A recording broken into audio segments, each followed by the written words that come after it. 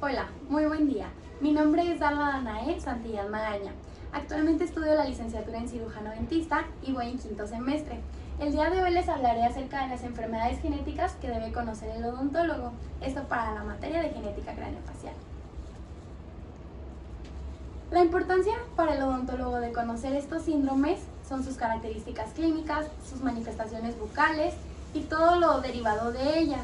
Esto con el fin de dar un diagnóstico certero y también saber cómo llevar a cabo el tratamiento, con qué especialistas ir y cómo llevar un buen tratamiento. El día de hoy les hablaré acerca del síndrome de Gardner, el síndrome de Gorlin-Goltz, la porfiria congénita hipopoyética, la hipofosfatemia familiar, que viene siendo el raquitismo hipofosfatémico resistente a vitamina D, el síndrome de Marfan y la hemofilia de tipo A y tipo B. El síndrome de Gardner fue descrito por primera vez en la década de los 50 por Eldon Gardner. Este síndrome se considera que es una variante fenotípica de la poliposis adenomatosa familiar, como podemos observar en la imagen de este lado. Este consiste en osteomas múltiples en el maxilar superior y también poliposis gastrointestinal y tumores mesenquimatosos en piel y tejidos blandos, como se observa en la imagen. Este tiene un tipo de herencia autosómica dominante y su localización citogenética es la mutación del gen APC, Adenomatous Polyposis coli, y está situado en el brazo largo del cromosoma 5, en el brazo Q21 y Q22. Como manifestaciones gastroenterológicas, los principales serían los pólipos, que estos suelen producirse en el estómago, en el hígado, como podemos apreciar en esta imagen, y también los tumores desmoides, como en la imagen de arriba, que se presentan principalmente en el abdomen. También tenemos las lesiones neoplásicas benignas, pero localmente agresivas al tejido conjuntivo. Como manifestaciones craneofaciales, tenemos los osteomas, como se puede observar en la imagen o en esta radiografía, que se presentan principalmente en el cráneo y los maxilares. También tenemos la enostosis y la exostosis. De manifestaciones dentales tenemos la agenesia dental, que esta viene siendo cuando no se presentan los dientes, como en la imagen que se observa arriba. También la permanencia de dientes deciduos, que esto quiere decir que no se exfolian cuando deberían, la hipercementosis, odontomas, quistes dentígeros, retenciones dentarias, dientes supernumerarios, como se observa en esta imagen, y también las fusiones dentales, como en esta radiografía tomada de un maxilar superior, donde se alcanza a observar que está fusionado apicalmente. Para su diagnóstico debemos explorar al paciente de forma minuciosa. En este se recomienda la toma de radiografías y si se llegan a observar lesiones óseas radiopacas u osteomas, es conveniente biopsiar el tejido. También cualquier hallazgo sospechoso o la detección de un síndrome está establecido, tiene que exigirse la práctica de una colonoscopía y se recomienda el estudio genético del gen APC en todo individuo que lo pudiera presentar, ya que este pues es de una herencia autosómica dominante. Tenemos de prevalencia que se presenta en 1 por cada 8.300 nacidos y tiene una mayor prevalencia por el sexo femenino. Para este no existe un tratamiento etiológico, dado que prácticamente el 100% de los pacientes afectados por este síndrome pueden desarrollar un cáncer colorectal, y el diagnóstico de este síndrome de Gardner suele requerir una colectomía profiláctica. El pronóstico de estos pacientes suelen ser que, como se diagnostican de manera precoz y se les practica una colectomía, el pronóstico suele ser muy bueno y estos tienden a llevar casi un estilo de vida normal. Se debe de volver a hacer un estudio de 6 a 12 meses, tanto en el caso de los pacientes como de sus familiares, dado que es por herencia de carácter autosómico dominante. El síndrome de Gorlin-Goltz fue descrito inicialmente por Harry Shewitt en 1841, pero no fue hasta 1960 cuando Gorlin-Goltz lo definieron como un síndrome. En este síndrome le podemos llamar también el síndrome del nevo vasovascular o el síndrome de Gorlin-Goltz, y se trata de un trastorno hereditario caracterizado por una alteración del desarrollo y de una predisposición a diferentes tipos de tumores, como podemos observar en esta imagen, en el que el paciente se muestran muchos tipos de tumores de distintos tamaños y de distintos colores. Este tiene una herencia de carácter autosómico dominante y su localización citogenética, este está causado por una mutación heterocigota en el gen PTC1-CH1 y está ubicado en el cromosoma 9 en el brazo largo Q22. Como manifestaciones clínicas tenemos la prominencia frontal y parietal y la macrocefalia, como se puede observar en esta imagen, donde se le ve un poco más prominente el hueso frontal y el parietal, y también tenemos una cabeza de un tamaño aumentado. También tenemos los carcinomas vasocelulares y pics palmares o plantares, como se observa en esta imagen, que se observan los puntos rojos. También los quistes dérmicos benignos, la sindactilia, que es cuando los dedos vienen pegados, y la polidactilia. Como manifestaciones bucales tenemos la queratoquistes odontogénicos, como se puede presentar en esta imagen, y también tenemos que se puede presentar el paladar o labio hendido, la maloclusión, la ectopía dental, como en este caso que se ven los dos dientes que están de más, que no deberían de estar ahí. Dado por esto se presenta la maloclusión, el impacto dental y oagenesia, la frigosarcoma maxilar, una meloblastoma, carcinoma de células escamosas e hiperplasia del proceso coronoide mandibular. Tenemos también manifestaciones oculares, como viene siendo el hipertelorismo, como lo podemos observar en esta paciente, que sus ojos se ven más separados y le podría caber otro ojo en medio. También tenemos o se pueden presentar las cataratas, los colobomas, que vienen siendo estos pequeños tumores o bolitas que se observan en el ojo, la microftalmia, estrabismo interno, amaurosis congénica, nistagmo rotatorio y la exfoltalmia. La prevalencia de este síndrome es que es una enfermedad infrecuente, con una prevalencia estimada que varía entre una de 60,000 y una de 250,000 personas, sin diferencias por el sexo. Diagnóstico. Para poder llegar al diagnóstico serían necesarios dos criterios mayores, un criterio mayor y dos menores, o un criterio mayor y la confirmación molecular. Nos vamos a basar en esta tabla, que son los criterios diagnósticos. Como criterios mayores tenemos que sería carcinoma vasocelular en menores de 20 años o número excesivo de carcinoma vasocelular para exposición solar y fototipo, queratoquistes mandibulares en menores de 20 años, pics palmoplantares, calcificación lamelar del lado cerebral, meduloblastoma, familiar de primer grado con este síndrome, otras anomalías esqueléticas y cambios radiológicos, como vienen siendo anomalías vertebrales, cifoescolosis, y como criterios menores tenemos anomalías costales, macrocefalia, fibromas ováricos o cardíacos, anomalías oculares como ya hablamos, labio paladar hendido y quistes linfomesentéricos. Como tratamiento, tenemos que el tratamiento y manejo de estos pacientes debe realizarse desde un abordaje multidisciplinar. Esto quiere decir que vamos a ir de la mano de varios especialistas. Cada especialidad implicada debe tomar las decisiones adecuadas para el manejo de los trastornos que pueden presentar estos pacientes, como pueden ser los carcinomas vasocelulares, que pueden tratarse tanto quirúrgicamente como con fármacos. También los quistes maxilares, que se tratan únicamente con cirugía, y los carcinomas vasocelulares, que se tratan con cirugías, como pueden ser crioterapia, láser, terapia fotodinámica o cirugía de Mohs. Después pasamos a la porfiria congénica eritropoyética, que esta fue descrita en 1874 por Schultz y en 1911 Gunther la relacionó con los errores innatos del metabolismo, de ahí el nombre de la enfermedad de Gunther.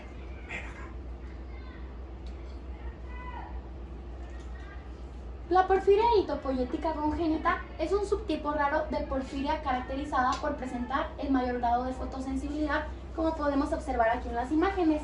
Y esta también se deriva con un compromiso funcional producido por la mutilación de falanges, nariz y orejas, como podemos ver en esta imagen, en donde de este lado no se presenta la oreja, y en la imagen de abajo podemos observar cómo la fotosensibilidad ha afectado de más la piel.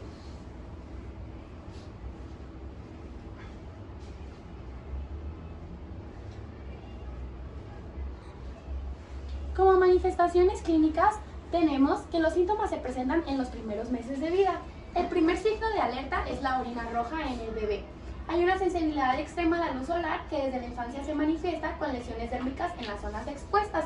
Las más comunes serían las manos y el rostro.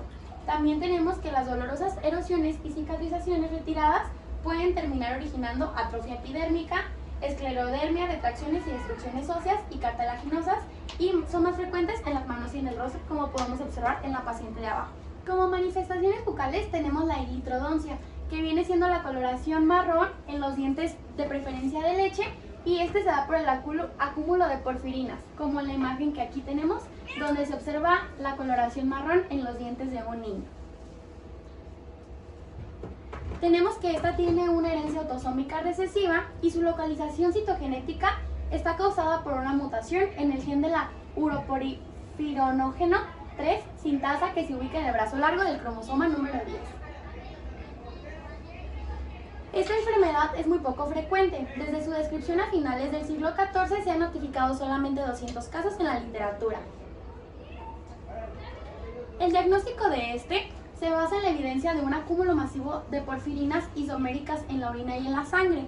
La evidencia de una deficiencia es de UROS eritrocitaria y la identificación de mutaciones causales en el gen UROS.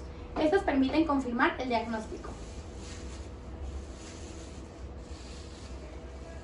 Para su tratamiento tenemos que está indicada la esplenectomía, que esta requiere una fotoprotección intensa para prevenir la aparición y el agravamiento de las lesiones cutáneas, y existe un riesgo constante de que las lesiones se infecten, pero generalmente eso se controla con una terapia antibiótica. Después tenemos la hipofosfatemia familiar, que esta fue descrita por primera vez en 1937 por Albrecht y colaboradores, quienes se dieron cuenta de que los pacientes afectados por esta enfermedad no respondían a tratamientos usuales con la vitamina D. Tenemos que también se le puede llamar raquitismo hipofosfatémico, y este es un trastorno caracterizado por la hipofosfatemia, que es la deficiencia de la absorción intestinal de calcio, y raquitismo u osteomalacia, que no responde a la vitamina D. Estos pacientes suelen presentarse como la imagen de arriba. Este tiene un tipo de herencia ligada al cromosoma X. También tenemos de localización citogenética, que es causada por la mutación en el gen PEX localizado en el locus XP en el brazo 22. Como manifestaciones clínicas tenemos que los niños con raquitismo hipofosfatémico presentan arqueamiento de los miembros inferiores, como podemos observar en esta radiografía, que generalmente comienza en los 18 meses de edad, ya que los huesos empiezan a soportar la carga de su peso corporal. Estos pacientes presentan marcha de pato, como lo conocemos, o abombamiento del hueso frontal por sinusostosis de la sutura sagital, también agrandamiento de la articulación costocondral y una estatura baja. Como manifestaciones orales tenemos los abscesos dentales, como se puede observar en esta imagen. También tenemos que es una dentina pobremente mineralizada y displásica.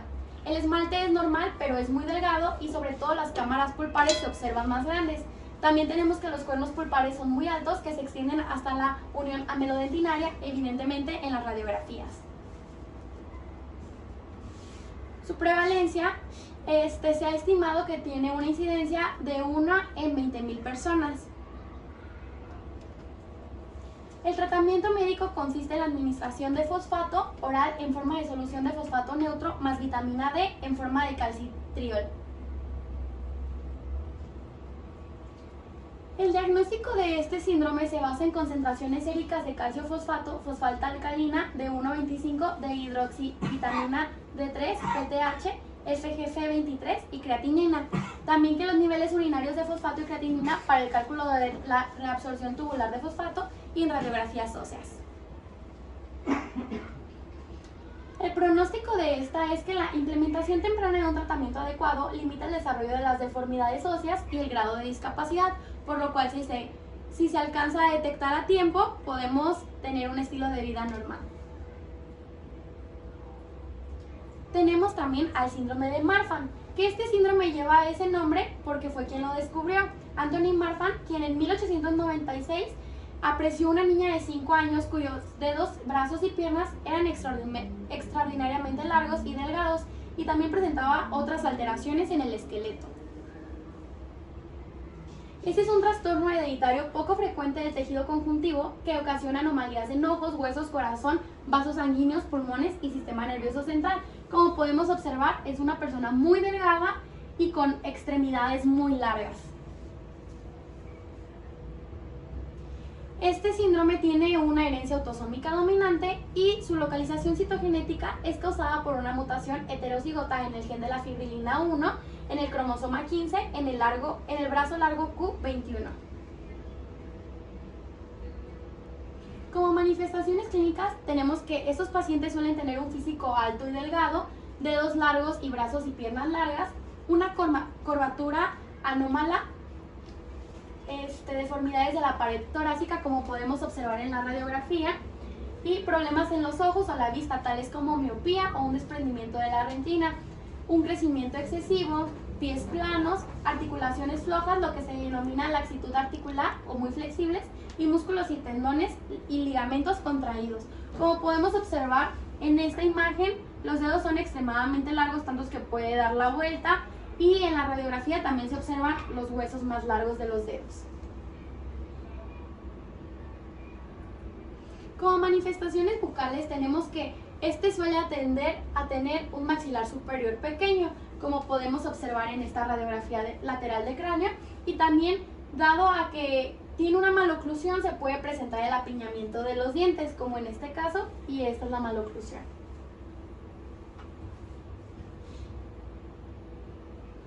El diagnóstico de este síndrome se basa en la exploración física y recopilación de los antecedentes familiares, ver si no lo han padecido anteriormente en su familia, y también la auscultación del corazón con un estetoscopio para detectar ruidos anormales, una ecocardiografía para evaluar el funcionamiento de las válvulas, el movimiento de la pared cardíaca y el tamaño general del corazón, una tomografía computada para obtener imágenes de cortes transversales del organismo, en particular de la aorta, y en resonancias magnéticas para obtener imágenes detalladas del corazón y de la aorta. El tratamiento de este síndrome, puesto que este síndrome de Marfan afecta a cada persona de una manera diferente, el tratamiento varía. Es posible que algunos pacientes no necesiten ningún tratamiento y otros pueden tener que tomar betabloqueantes para disminuir la frecuencia cardíaca y reducir la presión arterial. También en otros casos puede ser más necesaria una operación para reparar problemas de la aorta o de las válvulas aórtica o mitral. El pronóstico de estos pacientes: hace años la mayoría de los pacientes con síndrome de Marfan morían alrededor de los 40 años. Hoy en día, las personas que tienen este síndrome tienen casi la misma esperanza de vida que los demás. La razón del aumento de la esperanza de vida es que probablemente sea por la prevención de la rotura aórtica. Después tenemos la hemofilia. De la hemofilia vamos a hablar de dos tipos, la principal, que es la A, y el tipo B. Tenemos que en 1803 apareció la primera descripción científica de la hemofilia, y esto fue en Norteamérica en el tratado titulado Recuento de una disposición hemorrágica existente en ciertas familias. ¿Qué es la hemofilia? Este es un trastorno hemorrágico hereditario causado por una falta del factor de coagulación sanguínea en el factor 8. Sin suficiente cantidad de este factor, la sangre no se puede coagular apropiadamente para detener el sangrado. Tenemos tres tipos de hemofilia, o la clasificación que se divide en tres. Tenemos que esta se clasifica según los síntomas que se presenten, y en la hemofilia leve tenemos que con frecuencia no se hace un diagnóstico, sino hasta que después de una lesión este sangrado no cesa, y los síntomas incluyen una hemorragia prolongada después de una lesión grave, un trauma o una cirugía, una formación fácil de hematomas o hemorragias y un sangrado. Tenemos también la hemofilia moderada, que en este tipo de hemofilia los síntomas son muy parecidos a la hemofilia severa, pero estos se presentan con menos gravedad y ocurren con menos frecuencia. Entre los síntomas más comunes tenemos hemorragias prolongadas después de lesiones, hemorragias espontáneas sin causa evidente, y aparecen hematomas con facilidad, como en este caso. También se presentan rigidez o dolor en las articulaciones. En la hemofilia severa tenemos que se presentan hemorragias después de una lesión, hemorragias espontáneas, articulaciones tensas, inflamadas o con dolor causado por hemorragias en el área, hemorragias nasales, hemorragias fuertes por una cortadura pequeña, sangre en la orina, sangre en las heces, como podemos observar en esta imagen, moretones grandes o sangrados en las encías sin causa evidente. La prevalencia de esta enfermedad, que es la hemofilia, es muy raro, ocurre en una sola persona de cada 5.000 y no tiene predilección por el sexo.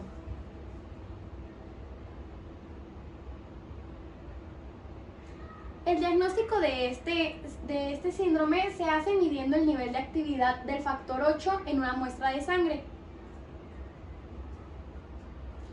Las complicaciones que puede tener este tipo de hemofilia puede ser que se puede presentar en el paciente anemia severa, daño en las articulaciones, sangrado interno profundo, síntomas neurológicos por hemorragias dentro del cerebro que no alcanzamos a percibir y una reacción inmunológica al tratamiento del factor coagulante.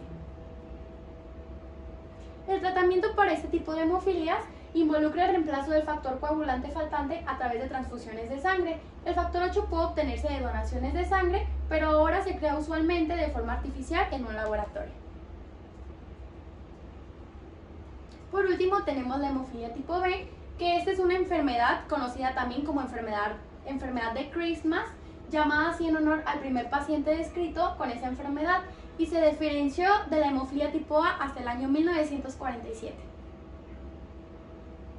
Esta enfermedad de Christmas, o conocida como hemofilia tipo B, es un trastorno hemorrágico hereditario causado por una falta en el factor de coagulación número 4 de la sangre. Sin suficiente cantidad de este factor, la sangre, como sabemos, no se puede coagular y no se puede coagular, por lo que empieza a haber un sangrado excesivo. Este síndrome tiene una herencia ligada al cromosoma X y la localización citogenética es causada por una mutación en el gen que codifica el factor de coagulación 4. Las características de este tipo de hemofilia es un sangrado prolongado que puede ocurrir, por ejemplo, durante la circuncisión en los bebés, después de procedimientos quirúrgicos o extracciones dentales o de cortes u de otras heridas.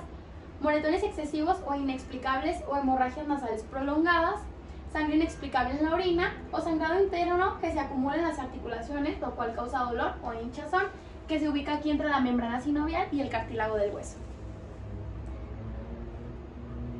Tenemos su clasificación, que esta clasificación se da de acuerdo a la actividad del factor 4. Su deficiencia se puede clasificar en leve del 5% al 40%, moderado del 1 al 5% o severa